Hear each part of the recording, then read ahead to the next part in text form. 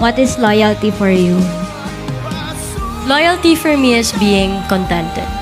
Because if you're contented, you won't look for any more person, right? Loyalty equals your contentment. DJ.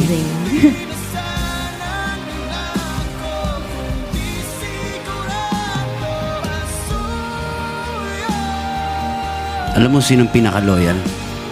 Yung aso ko, si Summer.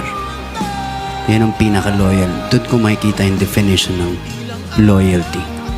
Na kahit ano man ang pinagdadaanan ko ngayon, kung ano mang sitwasyon ng emosyon ko ngayon, sino ako ngayon, tatanggapin ako ng buong buo. No?